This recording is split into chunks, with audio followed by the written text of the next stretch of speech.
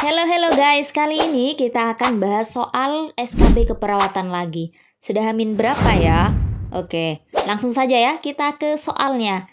And here we go. Seorang perempuan datang ke IGD dengan keluhan sesak nafas sejak 1 hari yang lalu. Keluarga mengatakan pasien memiliki riwayat asma sejak kecil dan akhir-akhir ini pasien bekerja di ruang ber-AC. Hasil pengajian TD 110/70 mmHg, heart rate 92 kali per menit, RR 29 kali per menit, suhu 37 derajat Celcius, suara nafas wheezing. Apakah tindakan yang paling tepat pada pasien tersebut? Oke, apa jawaban kalian guys? Di sini yang ditanyakan itu tindakan yang paling tepat pada pasien tersebut. Tindakan yang paling tepat ya, jangan salah. Di sini kasusnya itu anaknya dengan keluhan sesak nafas sejak 1 hari yang lalu. Dan dia memiliki riwayat asma sejak kecil. Jadi tindakan yang paling tepat apa nih? Iya, jawabannya yang C, kolaborasi bronkodilator. Kenapa jawabannya yang C ya guys? Kolaborasi bronkodilator. Karena di kasus ini masalahnya dia kan dengan sesak dan dia ada riwayat asma. Ada suara wheezing. Itu menandakan bahwa jalan nafasnya itu menyempit. Dan bronkodilator ini fungsinya untuk melebarkan jalan nafas. Jadi jawaban yang paling tepat itu yang C. Tindakan yang paling tepat itu yang C. Kalau yang ditanyakan tindakan yang paling tepat itu berarti tindakan yang mengatasi masalah. Sedangkan di sini masalahnya seperti itu, pada jalan nafasnya yang menyempit. Ya, jadi jawabannya yang C. Kalau kolaborasi antimukolitik itu fungsinya untuk mengencerkan dahak guys. Dan itu tidak sesuai dengan soal ini ya, karena tidak ada dahak-dahaknya ini. Kemudian kalau beri posisi semi-fowler itu tindakan pertama guys, tindakan utama. Biasanya pada pasien sesak kan diberi posisi semi-fowler. Nah itu bukan tindakan yang paling tepat jatuhnya, tapi dia pertanyaannya pasti jadi apakah tindakan utama atau apakah tindakan prioritas, apakah tindakan pertama kali pada pasien tersebut. Nah itu baru teman-teman bisa jawab beri posisi semi-fowler. Tujuannya apa sih beri posisi semi-fowler? Itu tujuannya untuk meningkatkan ekspansi paru gitu guys. Kalau pemberian oksigen ini guys, itu kalau airway-nya atau jalan nafasnya sudah tidak ada masalah. Sedangkan di sini kan masih ada masalah. Urutannya kan airway, breathing, baru circulation, ABC gitu ya. Nah, karena kalau kita langsung ke breathing-nya sedangkan masih ada masalah di airway-nya itu tidak menyelesaikan masalah ya guys. Itu tidak efektif sama sekali. Gitu guys. Oke, lanjut soal kedua. Seorang perempuan G1A0P0 hamil 39 minggu datang ke IGD dengan keluhan perutnya mulas. Hasil pemeriksaan ditemukan adanya lendir berwarna merah, DJJ min. Pasien dan keluarga menanyakan hasil pemeriksaan kepada perawat. Perawat menyampaikan bahwa DJJ-nya tidak terdengar. Apakah prinsip etik yang dilakukan oleh perawat? Ayo guys, tentang etik keperawatan nih. Mudah ini ya. Di sini itu perawat menyampaikan hasil sesungguhnya kepada pasien. Berarti dia menerapkan etik? Iya, jawabannya yang D, veracity, berkata jujur. Meskipun faktanya itu pahit, tapi perawatnya tetap berkata jujur atau berkata sebenar-benarnya ke pasiennya. Gitu ya guys. Jadi jawabannya yang D, veracity, berkata jujur. Kalau yang A, fidelity, menepati janji kan tidak nyambung. Tidak ada yang berjanji di sana. Kemudian beneficient, kebermanfaatan itu juga kurang tepat. Kalau yang C, confidentiality, menjaga rahasia. Tidak ada rahasia yang harus dijaga itu kan guys. Kemudian yang E, autonomi, tentang hak pasien kan tidak nyambung. Jadi jawabannya yang D, veracity, berkata jujur. Easy lah ya. Oke, kita lanjut soal ketiga. Seorang perawat akan memasangkan NGT pada pasien. Saat ini perawat telah mengukur panjang selang NGT dan menandainya. Langkah selanjutnya yang harus dilakukan oleh perawat ialah... Ayo guys, apa jawabannya? Ini SOP pemasangan NGT.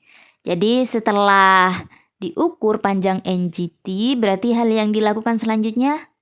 Iya, jawabannya yang B. Melumasi selang NGT dengan jeli.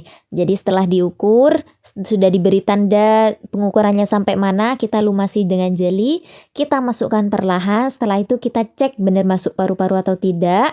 Ada 3 pengecekan itu ya, setelah itu kita fiksasi selangnya. Okay, next question number 4. Seorang laki-laki 37 tahun dirawat di RS dengan diagnosa PPOK.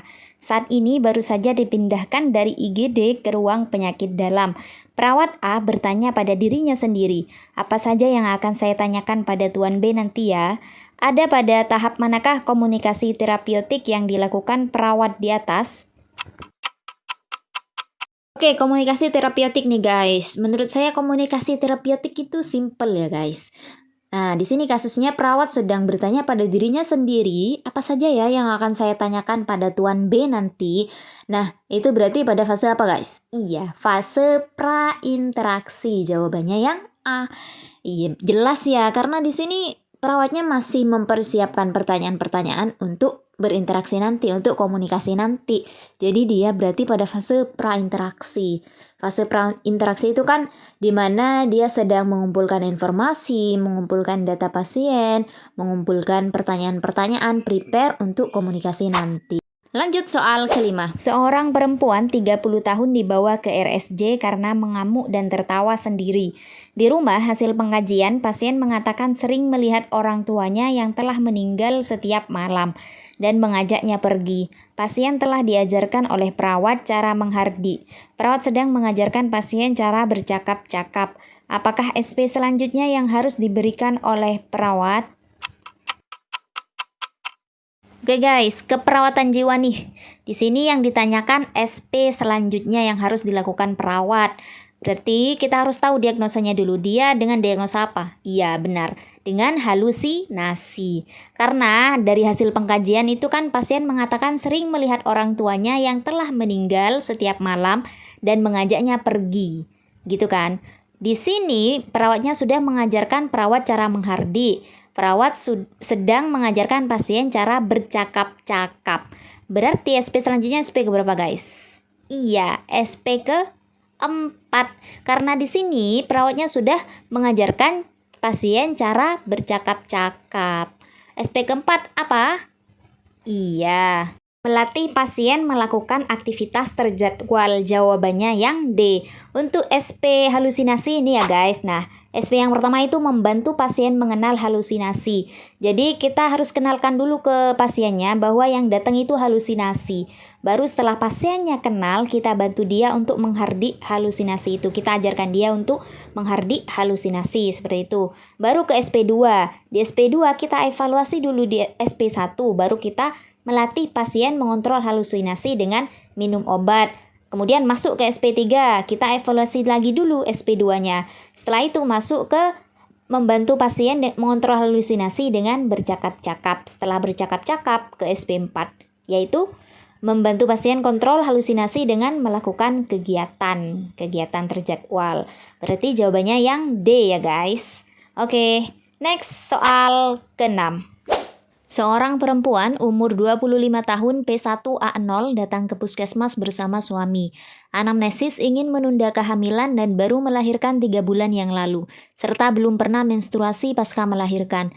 ASI eksklusif, hasil pemeriksaan KU baik, TD 150 per 90 mmHg, nadi 88 kali per menit, suhu 36,6 derajat Celcius, RR 24 kali per menit, tidak ada pembesaran abdomen. Apakah alat kontrasepsi yang paling tepat pada kasus tersebut? Apa jawaban kalian guys? Oke, kita bahas bersama ya. Kita lihat kasusnya. Di sini ada seorang perempuan berusia 25 tahun. Ini baru melahirkan 3 bulan yang lalu ya. Terus keadaan hasil pemeriksaan fisiknya, KU-nya baik, TD-nya 150 per 90. Untuk yang lain-lainnya normal ya. Ini tekanan darahnya yang tinggi. Apa nih guys kontrasepsi yang betul? Iya, jawabannya yang A, AKDR. AKDR itu kayak ya guys, IUD. Kenapa jawabannya AKDR atau IUD? Karena pertama kondisi dia itu tensinya tinggi. Untuk seusia itu dengan tensi seperti itu tinggi ya guys. Jadi kontrasepsi yang berhormon itu tidak disarankan. Apa saja yaitu pil KB, suntikan, implan, itu termasuk yang berhormon semua. Jadi kemungkinannya kalau nggak MOW itu AKDR. Tapi yang itu tidak dianjurkan karena dia masih umur muda ya, umurnya masih muda dan masih punya anak satu. Ditakutkan nanti dia berubah pikiran karena kalau MOW itu nanti dia tidak bisa punya anak lagi gitu kan. MOW, metode operasi wanita atau tubektomi. Jadi itu kegiatan yang nanti seorang perempuan tidak akan bisa punya anak lagi. Dan untuk seusia ini itu tidak dianjurkan MOW ya guys. Oke, lanjut soal ke-7. Seorang perawat primer bertanggung jawab terhadap pasien di ruang rawat. Salah satu klien yang dirawat mengalami penurunan status gizi drastis. Intervensi telah dilaksanakan sesuai rencana, namun belum menunjukkan perubahan. Kemudian perawat tersebut merencanakan untuk mendiskusikan kasus tersebut dengan berkolaborasi dengan tim kesehatan lain. Apakah kegiatan yang direncanakan pada kasus di atas? Apa jawaban kalian guys? Ayo, ini sudah kita bahas ya soal-soal semacam ini. Jadi di sini ada seorang perawat yang ingin merencanakan untuk mendiskusikan kasus tersebut dengan berkolaborasi dengan tim kesehatan lain. Kasusnya itu ada pasien yang mengalami penurunan status gizi drastis, sedangkan intervensi yang dilaksanakan itu sudah sesuai rencana. Apa jawabannya? Iya, jawabannya yang C, ronde keperawatan. Karena di sana dia ingin mendiskusikan kasus yang bermasalah pada pasien dengan berkolaborasi dengan tim lain. Berarti semua tim kesehatan diajak. Itu berarti ronde keperawatan. Oke, kalau kita bahas yang lain, kita review sebentar. Kalau timbang terima itu ya handover operan itu ya guys. Operan dari yang sudah shift sebelumnya tentang informasi pasien ke shift yang akan mendatang gitu ya, mudah operan.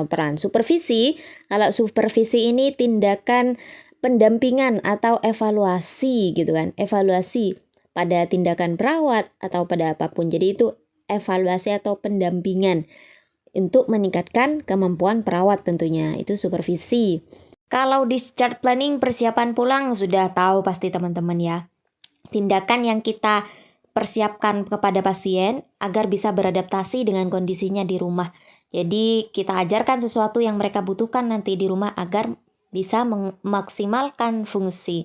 Misalnya pada pasien stroke ya, kita ajarkan keluarga untuk melatih room pasien, memberikan informasi hal yang tidak boleh dilakukan, hal-hal yang harus dilakukan, gitu ya, discharge planning. Kemudian yang terakhir itu ada pendelegasian. Jelas itu ya, mendelegasikan seseorang yang dianggap kompeten untuk mewakilkan tanggung jawabnya. Misal nih, kepala ruangan ada rapat di manajemen sedangkan dia masih sibuk ngurusi sesuatu, ngurusi pasien atau apalah. Nah, dia mendelegasikan si A-nya atau siapa untuk ikut rapat. Menyerahkan tanggung jawabnya pada orang lain yang dianggap kompeten. Itu pendelegasian ya, mewakilkan. Simple sih aslinya. Seperti itu guys. Oke, itu jadi soal terakhir kita pada latihan kali ini. Tetap semangat, sudah hamin berapa? Oke, see you.